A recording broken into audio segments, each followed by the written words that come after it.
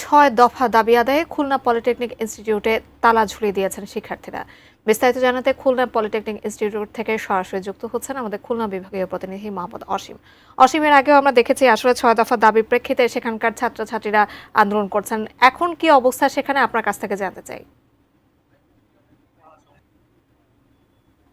Polytechnic ইনস্টিটিউটের শিক্ষার্থীরা তারা কিন্তু আন্দোলন করেছে।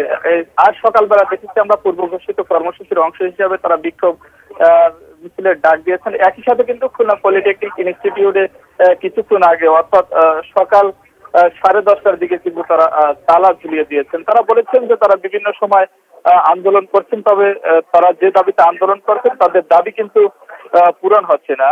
কয়েক দফা কিন্তু বৈঠক হয়েছে, তবে বৈঠকেই কোনো ধরনের সমাধান হয়নি। সেই সমাধান না হওয়ার কারণেই কিন্তু তারা এই আন্দোলনের ডাক দিয়েছেন।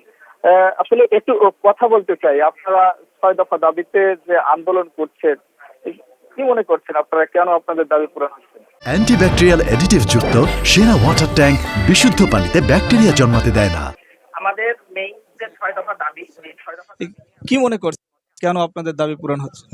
আমাদের মেইন যে 6 দফা দাবি, এই 6 দফা দাবি নিয়ে আপনারা জানেন ইতিমধ্যে আমরা চলমান দীর্ঘদিন যাবত আমাদের আন্দোলন চলমান রয়েছে এবং আন্দোলনের কার্যক্রম বিভিন্ন ক্ষেত্রে লক্ষ্য করলে আমরা দেখতে পারি যে কোনো ধরনের সমস্যা বা যে কোনো ধরনের পদক্ষেপে দেখা যায় যে অতি দ্রুত সংস্কার কমিশন বলেন, যে কোনো তদন্ত কমিটি বলেন, যে কোনোভাবে একটা কমিটি গঠন করে এটার সমস্যা সমাধানের লক্ষ্যে এগোই। কিন্তু আমাদের চলমান যে আন্দোলন, এই একটা আমরা নিয়মতান্ত্রিকভাবে এগোচ্ছি। তারপরেও আমরা বিভিন্ন ক্ষেত্রে সরকারকে বলতেছি বা তাদের দৃষ্টি অগোচর হওয়ার চেষ্টা করতেছি, সেক্ষেত্রে কোনো দৃশ্যমান কোনো ফলাফল আমরা পাচ্ছি না।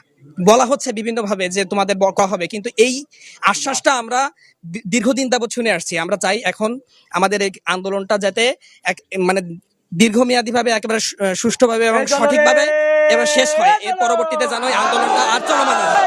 এখন এক্ষেত্রে আমাদের মেইন যে দাবিটা হচ্ছে আমরা একটা কারিগরি সংস্কার কমিশন গঠন হোক এবং এই সংস্কার কমিশনের প্রধান লক্ষ্য হওয়া উচিত আমাদের কারিগরি সেক্টরটাকে এই কাজগুলো যাতে অতি দ্রুত শেষ করতে পারে এবং সেই শেষ করার মাধ্যমে আমাদেরও যাতে আমরা ক্যাম্পাসে ফিরে যেতে পারি, আমাদের লেখাপড়া যে কার্যক্রমগুলো এই কার্যক্রমগুলো আমরা চালাই যেতে পারি। আমাদের মেইন দাবি হচ্ছে প্রথমত একটা সংস্কার কমিশন গঠন হোক। ধন্যবাদ। জাকি, আপনি যেমন শুনছিলেন আসলে তারা কিন্তু তাদের যে দাবি পূরণের কথা বারে বারে বলছেন, তাদের দাবি পূরণ যে পর্যন্ত না হবে তারা কিন্তু এই আন্দোলন থেকে ফিরবেন না। একই সাথে আপনাকে জানি তালা ঝুলিয়ে দেওয়া হয়েছে, সেহেতু কিন্তু এইখানে যারা রয়েছেন অর্থাৎ শিক্ষা কার্যক্রম, একাডেমিক যে সমস্ত কার্যক্রম রয়েছে সে সমস্ত কার্যক্রম